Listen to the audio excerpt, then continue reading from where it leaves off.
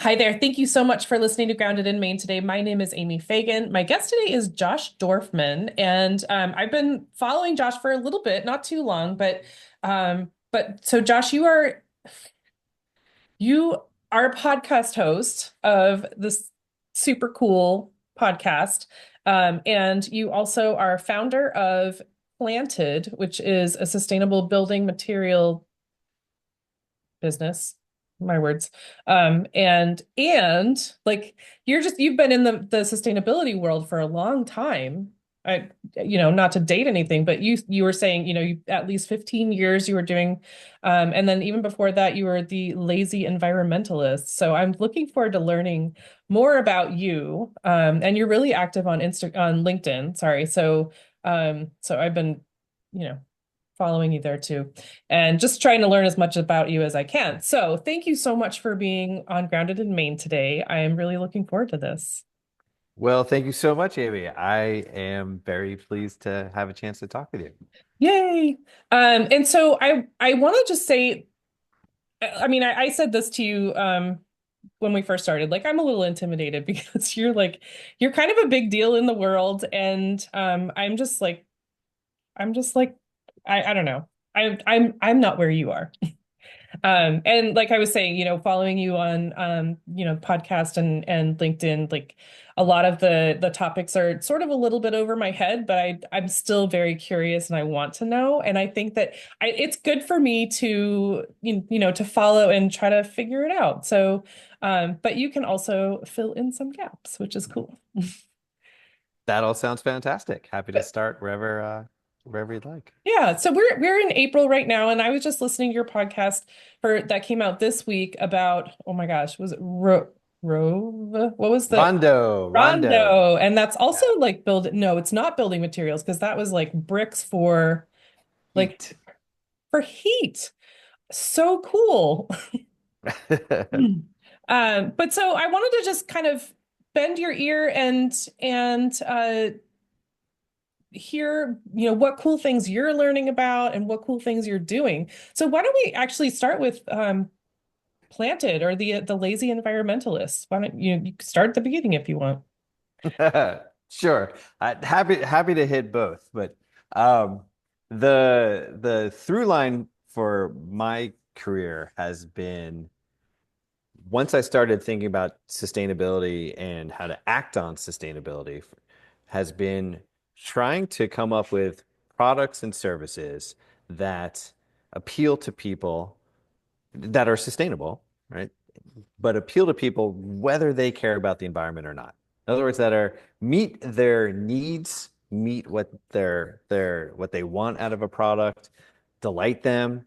Um, and then sustainability is like a bonus, right? And guess what? This table is made from recycled, you know, materials, or it's made from reclaimed wood from the Steinway piano factory. And look how awesome it is. That was a brand we used to carry called Scrap Pile. And so, yeah, that's how I've thought about it. But I should say, just for some like context, my story starts in China in 1995. I went there after college.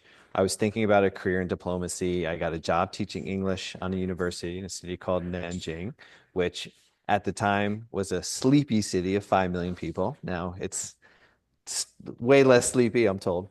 And I got a part-time job working in a bicycle lock factory for a company called Kryptonite. I don't know if you ever had a Kryptonite bike lock. They like invented these kind of sort of U-shaped lock. And I took the job because I just wanted to know as much about China as I possibly could, right? All the different facets of it.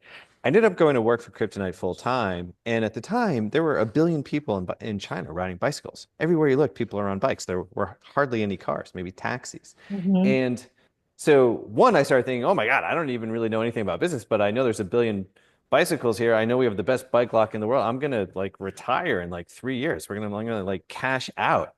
And that did not happen for a whole host of reasons. But like important, I think, for this conversation, what I started realizing 2 years into this experience was that these billion bicycle riders actually all wanted cars. And you could see the tunnels and the highways and the bridge, everything that's become modern China, you could see that being built. And I thought, oh my God, I don't know anything about global warming, but there's gonna be a billion more cars here. I don't know That's what your that means, problem. right? Yeah. But I'm gonna do something about that. And that really changed my life. So I came back to the States, went to business school, thought about, different careers, went through the internet.com thing, but I could never shake this feeling of like, I have seen the future. It was shown to me. I've got to do something about that. And that's kind of what eventually led me to start my first company. But before I did that, I was in this like once I had that feeling of like, oh my God, like I see what's coming, I completely freaked out. I mean, I went into sort of like activist mode. I was protesting against I was like marching against the World Bank and the World Economic Forum while I was getting my MBA. And my friends were like, what is wrong with you? And I was like, dude, if you were owing in my brain, you would like, I You can't even saw tell what you. I So saw, I right? am so confused right now. And but eventually what I came to feel was like I would come home for holidays and my brother, he'd be like, "Oh, great, here he comes again to make us all feel guilty." And I thought like, "Oh, geez, you know what? I'm not influencing anybody. I'm just like miserable myself. I'm making like the people I love miserable when they're around me. I have to find a better way." And that became my sort of point of view. Lazy Environmentalist was kind of like that as well. Lazy Environmentalist was like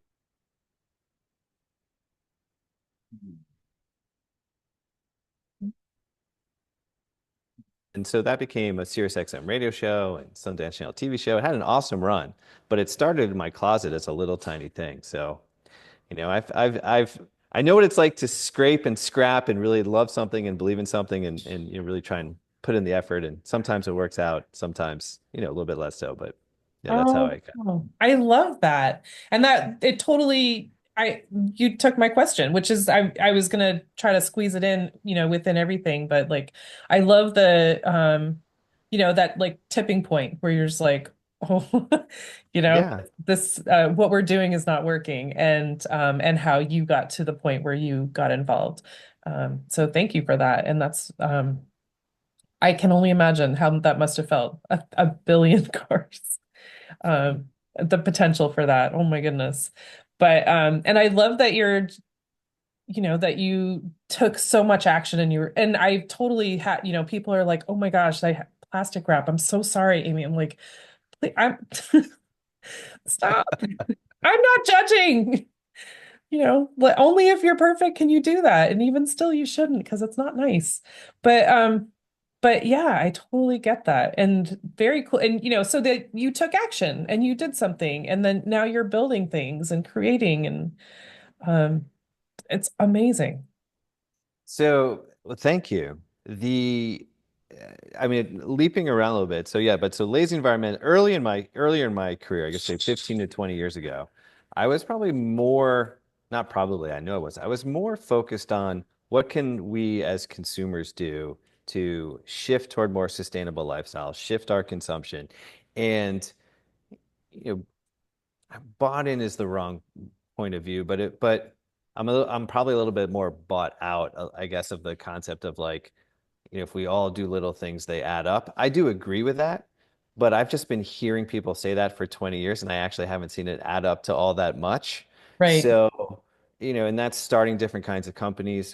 So 6 or 7 years ago, it was my second furniture company. I was in North Carolina and I was manufacturing furniture. North Carolina, historically, manufacturing capital of the world for furniture. And the pandemic hit, and I couldn't get the materials that I was wanting to use, which was this Forest Stewardship Council responsibly harvested plywood, beautiful material. I couldn't the When I could get it, quality was down, prices were up, and it just really started thinking a lot about materials and about, okay, this is responsibly harvested, but what does that really mean? I mean, we're still cutting down trees. Is that really the best we can do? So I was thinking a lot about materials. And in that moment, I was introduced to someone who had moved to North Carolina, who I didn't know much about, but someone introduced and said, "Hey, you should talk to this guy, Wada. Um, he has a manufacturing company." And so we got on the phone and Wada's saying, "Oh man, Josh, you're gonna build this sustainable furniture company. You're gonna do all this good for the world." And I was like, I don't know. We're still I cutting down know. trees. Not really so sure. And he's like, well, what would you do? I'm like, I'm more interested in materials. Like we had something that grew, faster than trees, something that was more sustainable, maybe hemp, maybe something else. And he was like, oh, well, I have 6 trash bags of hemp in my garage. And I was like, you what? Who are you? And he said, well, I just moved here recently. I'd spent the previous 8 years at SpaceX. I was the lead engineer responsible for the life support systems that kept astronauts alive on the Dragon crew spacecraft. Of And course. it was right. I was like, of course you did. And I moved to Raleigh because I put a spreadsheet together as any engineer would, and I listed out all the cities and all my criteria. And me and my wife, we got here, checked most of the boxes, so we're here. And so I said, like instantly, I was like, all right, look, here's what we need to do. I'm going to shut my company. I think you should shut your company and we should go build a materials company. Because what Wada was interested wasn't so much the hemp. What he was interested in was carbon removal. Could I grow, trees remove carbon, right? Right. Could we identify something that grew much faster than trees, pull carbon from the atmosphere faster, some material, some biomass? And if we could do that, where would we put it, right? Could we turn it into something useful? And so then we said, well, where do trees go when you cut them down? Well, they mostly go into homes for home building materials, right? Some are just straight up 2x4s but some are engineered in a factory like plywood. And so we said, all right, well, let's think about some materials that like what we could go make. And so we started talking to home, but this was like 2 weeks. Like I'd met Wada, like this was in 2 weeks. We met for the first time. We start calling home builders. We're like, hey, we're going to grow maybe hemp, maybe something. And we've got these guys coming from SpaceX. We're going to build a factory. It's going to do something eco-friendly, some material. What do you want? And they were like, well, the most common material in homes today that are engineered is something called oriented strand board, OSB, which has replaced plywood. It's like a chipped board. I mean, you see it everywhere. If you saw it, you'd recognize it, but it's so common and so ugly that no one pays any attention to it. But it goes into almost every wall, Right. every roof, But every then you something. drywall and you or whatever, and then you Exactly. paint over it, so you And don't then it's know. just, you don't see it. It's just in the wall, right? And so we said, okay, great. What's wrong with it? And they said, well, if it gets wet, that's a problem because it's not very Oh, moisture resistant. So we sure. said, okay, great.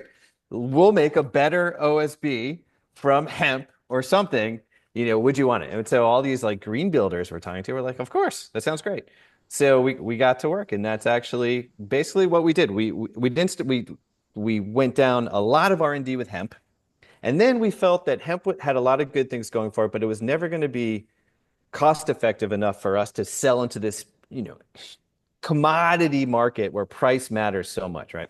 And so we tested, talking to anyone we could possibly, any scientist, any lab, any government, you name it. Through the North Carolina Department of Agriculture, we eventually found this grass, tall grass, kind of looks like bamboo. It's not bamboo, Hmm. that had been tested to replace corn in biofuels for like an ethanol Wow. because it grew so much faster. So they were like, oh, maybe this could be. But that project never got off the ground. And so someone at the North Carolina Department of Ag, this guy Sam Brake, who I happened to got a chance to talk to, was like, "Tell me all this." He's like, "Look, we had it. We had a lot of it. I told him to take it all out because now it's like project's over." I was like, "Oh man, like what are we gonna do?" He's like, "But I said to the boys, just leave half an acre. Maybe someday someone will call." And I was like, "Sam, Nice. I'm that someone. This is That's that it. call." And so we tested this grass. It grows, probably 8 to 9 times, maybe 10 times faster than trees for the same amount of biomass on the same amount of land. Right. I mean, it's just you could harvest it more than once a year. And so we found this source of biomass that is pulling carbon from the atmosphere. And then we built a factory that's never been built before that's all electric, no smokestack. And the very simple concept is capture a lot of carbon in the field, turn it into something in the factory, but no smokestack, so you don't give it back. You don't give the carbon back, and therefore you can sequester all that carbon in the materials in homes where we live, work, and play. And so that's what Planted does. That's amazing.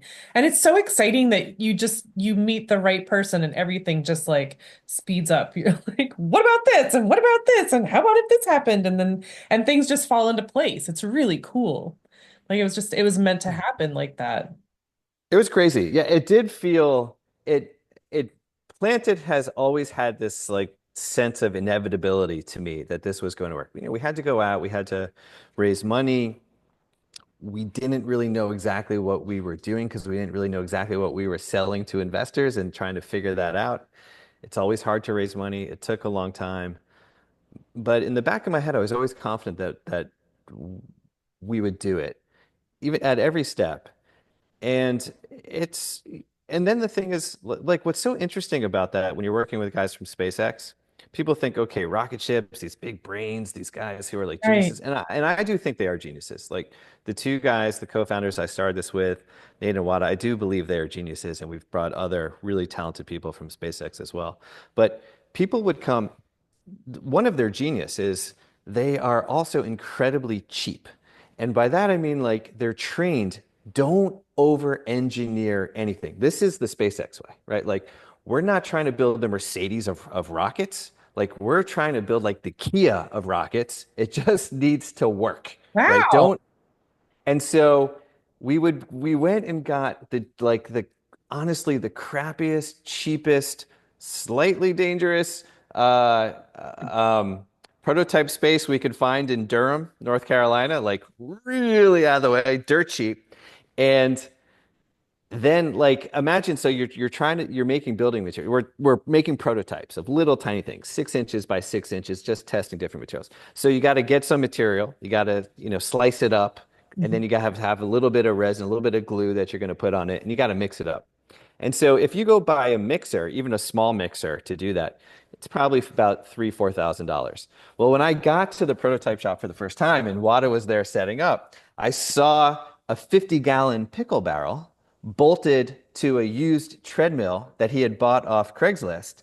And he was like, yeah, no, you just run it on this thing, for 5 or 10 minutes. It cost me like $180 to put the whole thing together. And like when investors came and saw that, they were like, here's my money. Because what they felt was one, these guys are brilliant, and two, they are going to be very good stewards of my investment. And Right. so it was very exciting. Yeah, it was really very exciting to get it off the ground. That is so awesome. What a cool story, Josh. And so, I mean, I would say you were saying, it just seemed like it was going to happen. And it just seemed, in my mind, as you were talking, I was like, it has to happen because we can't keep doing, building things with the same products that we've been doing it because we're killing everything. We're taking all the trees and everything. And so thank goodness for you guys. Like, thank goodness for this project and this business and being an example of what's possible.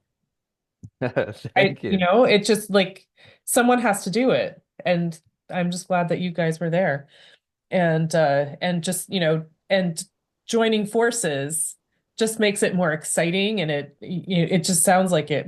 You were saying after 2 weeks, you were like, we're gonna do this, and we're gonna quit our businesses, and we're gonna do this, and we're gonna start over, and like 2 weeks. It was, and it was, yeah, it just did have a little bit of fate about it. I mean, so I was living in Asheville, North Carolina at the time, and Wada came up to Asheville. We hadn't met. We were already talking, I think, on the phone together, talking to builders, and we hadn't incorporated the company yet. It took probably at least 2 more months before really felt like, okay, we have a business here. I mean, just doing a lot of research. But it was just, so Wada's meeting me, and I'm convinced this is happening. I'm just convinced this is happening. And so, yeah, so I do think that, they often say for entrepreneurs that you have to create your own kind of bubble of self-delusion, right, that you operate in to like go forth into the world Yeah. with something that doesn't You have to exist. ignore the negativity in order to just push forward and do your thing for sure. Right. So we were definitely in our own bubble of self-delusion, just kind of marching along, feeling like this is happening. Um, and yeah, that was helpful. The way we got our first investor was pretty awesome as well. I was posting a lot on LinkedIn. We had these like cool videos of little slabs of our hemp panel and what the industry uses. And then we did the sledgehammer test and we showed that like it bounced off ours but broke through the OSB. Really Right. like grainy, but we put it on LinkedIn. It went viral. And this woman who had been on my radio show years earlier on The Lazy Environmentalist called me up and she called me up. She emailed me. She said, "Hey, I just saw your video." She said, I think my boss might be interested in this. Are you looking for investors?" And I was like, "Oh, God, yes, are we looking for investors?" And so she said, "Well, my boss is Biz Stone." She's like, "I don't know if you've heard of him, but he co-founded Twitter and he's on the board of Impossible Foods." And I was like, "Oh, yeah, I know who Biz is." I've heard And of so him. anyway, so we got to chat with Biz. He saw what we saw. He saw the civilizational change possibilities of a product like this and got excited. So that's how we got our first Awesome. investor. That is Yeah. awesome. And shout out to LinkedIn. Right. I mean, Right. that's really cool that you just, I mean, obviously you were posting for that, but someone just like, you didn't have to approach anyone. Like she just, Well, she was, yeah, he was like the 100th investor. We'd already approached 99. oh, okay. Got in a whole bunch of no's, Yeah. before we Right. But then, got a she yes. was just like, are you looking for investors? Well, sure Yeah. we are, of course. Yeah. That's Try and awesome. try and play it casual, try and play it cool. We're like, yeah, maybe, so yeah, he's a great guy. It was, very fortunate. That is very cool. And so the Lazy Environmentalist was a radio show. Well, it was a radio show, and then it was a radio show I'd started in my closet in Brooklyn. I soundproofed my closet, went into it, and then I got a lucky break and got to Sirius XM. I was in New York City, so I went to Sirius, and then it became a reality TV show that I had for 2 years. What? Yeah, and I made the TV show. So Sundance Channel, Robert Redford's channel, called me up, brought me in. I'd been doing a lot of spokesperson work. I was working with Brita, the pitcher company, on a campaign. The way that actually all started was I had this radio show on Sirius XM, and it went live daily. It was 2007. Al Gore's movie An Inconvenient Truth had come out in 2006, and it was this moment when the media wanted to now tell this story of green, something, but they didn't know what to do, and that so then they started looking at it through the consumer lens. They said, okay, well maybe like we can talk about what consumers can do or consumer products. And at the time, I had this eco-friendly furniture home furnishings company, and I had this radio show where I was talking to everyone who was making all the stuff. And so a producer from Martha Stewart reached out in early 2007 and said, hey, do you want to come on the show for Earth Day? You can talk about turning off the tap and when you brush your teeth. And I said, well, I tell you what, why don't I send over some ideas and you see what you think? So I sent over like this solar powered, lawnmower that like, the robo mower for outside, and just, diapers that were flushable and biodegradable, and what, like just whatever crazy stuff I knew of. And so she was like, yeah, we're going to do it. And she's like, but you've never been on national TV before, so you can't mess up. And I was like, oh, well, that really calms me down. No problem. Yeah, so I did. So I went on the Martha Stewart show in 2007 for Earth Day. It was amazing, and that opened up a lot of opportunities, which eventually got to this radio TV show on Sundance Channel where they called me up and they were like, "Hey, we want you to go make this show. Why don't you fly out to LA? Why don't you go have lunch with this guy, Dave Metzler, who created Queer Eye for the Straight Guy? We think you guys can do some great things together. Go do it." And so I did. I went out to Los Angeles. We shot the pilot. They green lighted it, and then we made 2 seasons of this reality TV show, this like That is so green makeover show. cool. Is it still available? You can find it you can find it through like Apple TV and a couple other places still. I recently downloaded the episodes, convinced my kids that I actually did have a TV show. Yeah, they don't really, I don't think they were really believing me, but yeah, it was wild. It was really wild. One of the best parts about it was I got to have lunch with Robert Redford, and we were shooting some segments, some ads at the Sundance Film Festival. I think this was 2009. And the woman who ran Sundance Channel at the time was flying in a couple days early. Some friends of mine from college were there, and they were like, "Dorfman, you better get us into parties. Like Of course. Yeah. you're not really a celebrity, but like you should have at least some pull. You've been useless all your life, Dorfman. Like hook us up." So anyway, so I came in a So couple funny of as days you're saying early. this, I'm like, what a life you're living. Uh, I mean, this was this was a peak time in my life. So I flew to Park City. I landed. I got a call from this woman, Laura, who ran Sundance Channel at the time. She was like, "Hey, Josh, I know we're not supposed to see you until Monday, but Bob really would love to have lunch with you tomorrow. So if you could just be up at the lodge, we'll go down to his place." And I was like, "Oh my God, I can't believe this." What's So happening?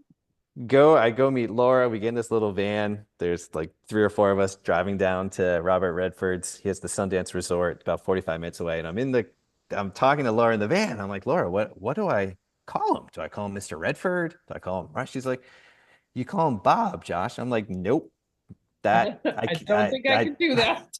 there's just no way, no way. She's like, all right, whatever, weirdo. We all call him Bob. So like, you He's just gonna know you don't fit. you're Keep just it gonna have to all work. apart. You're gonna have to work it out. You have to work it out. So we get down to his resort, and he comes out, and it's during the film festival. So he's got all these cameras Oh trailing my him and gosh. reporters, and he sees Laura, gives her a big hug, and then he sees me, and he's like, Josh, and he, comes over, shakes me. He's like, walk with me. So someone actually got this picture of me walking with Robert Redford, and we go have lunch. The whole time I can't say his name, but at the end of lunch, finally I'm like, Bob, and Sir? he's like. Yes. I'm like, can I get a picture? Because my mom would really love it if we could get a picture. So he was very gracious. He's like, of course, snap a picture, send it to my mom, call her 10 minutes later. She's screaming forever. She's like, it was very exciting. That is so awesome. It was very cool. Wow. That and so all right, so you were talking to people that were making things initially, way back before you got to be famous and talking to Bob Redford and whatever. Um, but so the lazy environmentalist was talking to other people who were in the sustainability field, basically.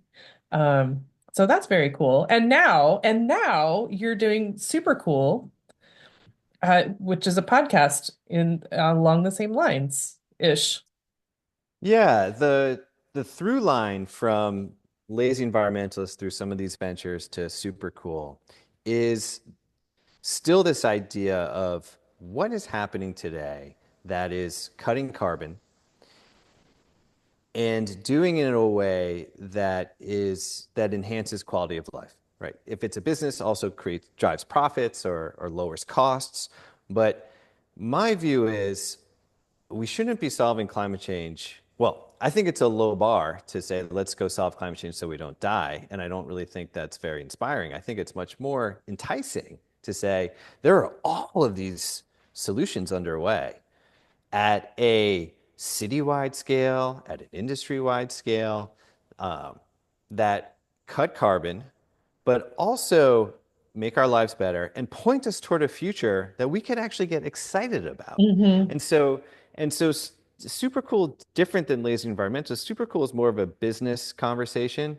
We'll bring on companies that are doing just some fascinating things. Some of it is really techy, and we try to break that down, like this company Rondo, right? That has a battery that's made of bricks. It's different. It's hard for people. So it was hard for me to get my mind around the concept, but it really like battery in the sense of we have to store energy, right? So how do we store energy? And their concept was, well, when you look at the factories of the world, whether they're making cement or steel or baby food or paper, anything in between, everything needs a lot of heat, uses a lot of heat. And that heat doesn't come from the grid, it comes from natural gas boilers. It comes from a lot of fossil fuels, sometimes coal, depending on where for a furnace. Right. So it's very difficult to decarbonize that heat. And so Rondo came up with, again, it's called like a heat battery, and they figured out a way to be able to capture solar and wind energy during the day, mostly, or when it's running, um, and capture that energy because when it's running during the day, if there's more solar and wind running than the grid can actually use, the price of that solar and wind actually goes negative. It's actually a problem. So they can get that energy, store it, and then store it in bricks, right? Very like ubiquitous, low cost materials, Right. and have these bricks like on factory sites and plug directly into the boilers or whatever else that a factory is using. And so instead of relying on natural gas, you can actually pull the heat. These bricks can get very, very hot and start to pull your heat as steam from the bricks. So low cost, good for factories, good for the environment, and actually can help do some useful things for the grid. So we'll talk about things that get sort of wonky like that. That's a really interesting company. But we'll also like one of my favorite episodes was we interviewed this guy, Kyle Wagenschutz. And I read about him because he had been involved in a pilot to see if they could do something that's very hard to do in America, and that's get good, protected, safe bike lanes built in cities in months instead of decades, right? Because even in most cities in America, like if the mayor's on board, we're doing bike lanes, Right. and the budget's passed, and the city council approved, and the thing's going forward, invariably it grinds to a halt. And so it's just, it happens all over. We're so car centric, it happens for a whole bunch of reasons. So Kyle had cut his teeth doing this type of work in Memphis, Tennessee. He was a bicycle advocate in Memphis. He had just gotten a graduate degree. They had a new mayor come in. I want to say this was probably somewhere around, I think, 2010, 2011. And for 2 years in a row, Memphis had been voted or named by Bicycle Magazine as the worst place to bike in America. So the mayor comes in and he says, Kyle, you have one job, get us off the list. And he went to work. He figured a lot out in Memphis, like a very unfriendly biking place at the time. And he made a lot of change. And so about 8 or 9 years later, he starts working on a project. Again, can we speed this up? And they did it in New Orleans, in Providence, Rhode Island, in Pittsburgh, in Denver, and Austin. So Mhm. geographically diverse, different kinds of cities, right? Some in the south, some in the north, some in left leaning, some in right leaning. Um, it worked, and so we got him a story. Say, how'd you do it? I want to know what's your innovation For because sure. there's right. And he said, well, we did a lot of things, right? So and he went through the whole playbook. But one of the things that jumped out at me, he said, look, like if you want to get, he's like, your main job when everybody wants this but it doesn't happen is you have to clear the runway in City Hall for it to happen. And that means you have to clear out the people who clog up the runway. So you don't need to spend your time talking to people who bike to get more bike lanes. They already want them. You Right. have to go to the people who don't want them, who are never going to use them, and you have to get them on board. You have to go to car drivers. And if you can figure out how to get car drivers supportive, then it happens. I was like, yeah, okay, that makes sense. How do you do that? And he was like, well, we tried a lot, but the thing that worked the most was appeals to nostalgia, appeals to an earlier time, appeals to a time when neighborhoods were slower, when roads were shared, when people were outside more, felt more comfortable, knew their neighbors, Right. right? There's a higher quality of life. And he's like, and that actually messaged in effective ways was very effective at getting more people to get on Wow. board. And they got it done. So that's super cool to me because that changes everybody's lives in the city. So sometimes it's a business, sometimes it's a policy, sometimes it's a different kind of innovation, but that's what we're really looking at Super Cool. I love that. And then the first episode that I listened to was, because I just learned about you recently, was the guy that did the reusable stuff at concerts. Oh my God, That's yeah. So awesome. Mike Martin, Red yeah. Rocks, come on. I know. That guy was awesome. So yeah, I'm glad you brought that up. So that yeah, Mike Martin is coming to Our World. What I loved about that was so Mike, his moment, his environmental epiphany was the Exxon Valdez oil spill in the 1990s. And he was an investment banker at the time, I believe. And he was just like, what am I doing? Like, how can this be the world? Like, how do we just allow this to happen? And he's tried to figure out how to get involved in change. And his path took him to starting to work on green concerts. And he did the first I don't remember exactly what it's called, but climate concert on the mall in Washington, D.C. And the best thing that like to me, I thought the best job he has, the best title because it's my favorite band of all time. He's basically like the chief sustainability officer for U2, Right. right? Or their head. And I was just like, dude, like I worship you. That's the coolest thing I can think of. But Sure. with Our World, what he realized was like he'd been trying to green all these concerts. And so you think, well, should we use compostable cups? Should we use cups that are recyclable? And he just felt that's all a wash. It's all a waste because of invariably like it doesn't get recycled. If you have a compostable and it goes into the recycling bin, it ruins all of the recycling, right? And he realized like it's a little bit counterintuitive, but reuse was going to be the best thing. And so he's built this model, yeah, to do this in concert venues, not just concert venues, but in stadiums for, I think Cal Berkeley is the first stadium now that has this reusable cup all the time, Super right? cool. Um, the where the Lakers play, the crypto, whatever the crypto arena in Los Angeles. You see concerts, you go to sports, you're using this cup. And I thought was what was really interesting about our world too was that his design challenge was to design a cup that was, functional enough and like attractive enough that you would drink out of it, but ugly enough that no one wants to take it home. And that's like, wow, it'd be really interesting to get that design brief. Be like, what are we gonna make? Yeah. Um, Who right? comes up with that? But it was really about the infrastructure. How do you build nationwide infrastructure to support reusable, in this case, cups or serveware, right?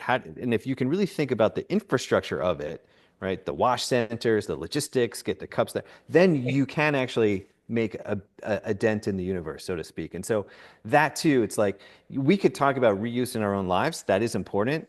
What really excites me is saying, how do you do reuse at every arena across America? And then it's just the default. No one Right. even has to think about it, right? Yep. That's in my mind. That's And if they can do it in a stadium, they can do it in a restaurant. You right, know? right.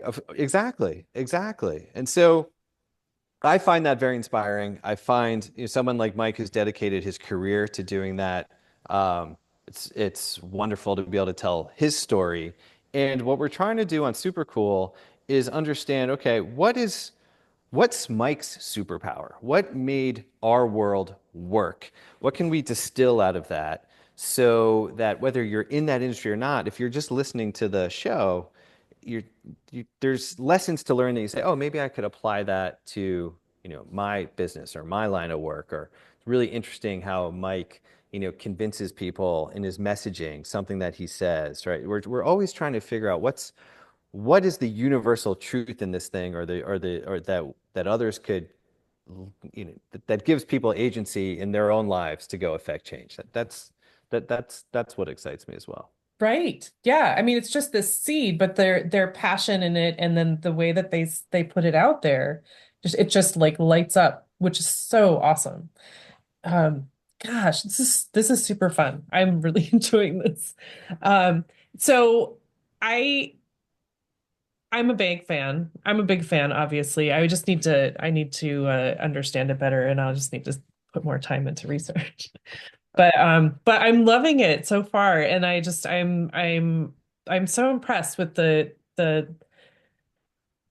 that you've been doing it for a while, and it's not something that, I feel like it's something that we're passionate about it enough that you're not gonna like it's not gonna get old. Like you're just learning new things, and you're taking it to new places. And and I just love that. It's not you did the radio show, you did the reality show, and then the planted business, and now you're like talking to other businesses, which is also just very cool. And I love that you're sh- it's like getting the snowball rolling. You talk to these businesses and people get excited because it's already like underway. Like, you were saying it's not like everyone needs to do a little something, but it's something that people can get behind because it's already working. And then to see that progress gets people kind of lit up. And I think that's also really important. I mean, I do like to let people know everyone can do something, and it's all, part of it. But there's also, those people that have, the business sense, and they can put it into practice and really like make real dents, and make a real impression on things. And so I love that you're highlighting those people and introducing people to them, because I can't wait to tell everyone. Oh, thank you. I've told a few people about Mike and our world already, because I was just like, I love concerts. I can't afford to go to concerts a lot, and I don't do the night thing very well, but I do love to go to concerts, and I just can't. The waste has been always really hard. So that's a really exciting thing, for my world, but also, I mean, just I can't wait to learn more and see what else you got going on there. Thank you. But so, I mean, like I said, you've been doing this for a while, Josh, and you have so much to look back on. But like, if you were, when I say the word sustainability, what does that mean to you? Like, I mean, it's such a big word, but for you personally, what is that? Sustainability means to me to live as well as you possibly can while enabling future generations to do the same. That sounds like you've thought about it before. I I love have thought about that before. it. That's very thought out, and it's really good. I mean, it's just what it is. But so if people are as loving this conversation as much as I am, and they're like, I need more of Josh. I need to hear, I want to look that show up and I and and I want to listen to the podcast and I want to, learn about Planted and stuff like that. How can people find you? The So the website for SuperCool is getsuper.cool. And it is a podcast. We also do a weekly newsletter. They're not exactly the same. We in some respects we go a little bit deeper in the newsletter than the conversation in the podcast. So folks can kind of get more, or we'll just kind of be a little more expansive on a topic. So if it's Mike and it's reuse and it's our world, we'll cover, well, what else is happening in the circular economy? That's kind of the point of the newsletter. So all of that's available at getsuper.cool. As you mentioned, Amy, I am most active on LinkedIn. Mhm. That's we are active on Instagram as well, but LinkedIn tends to be where we're posting the most, kind of interacting the most. And if anyone's listening who wants to engage with me or super cool there, that would be fantastic. Awesome. Very cool. Um, Josh Dorfman, thank you so much for sharing your world with us. Gosh, it's so much bigger than I thought. And I love the stories. You've got so many stories from all the cool things that you've done. But thank you so much for coming and sharing those today. Well, thank you for giving me all of those wonderful opportunities to talk about it and reminisce and yeah, and kind of get into what we're doing today. I appreciate it. Yay. All right. Thank you so much.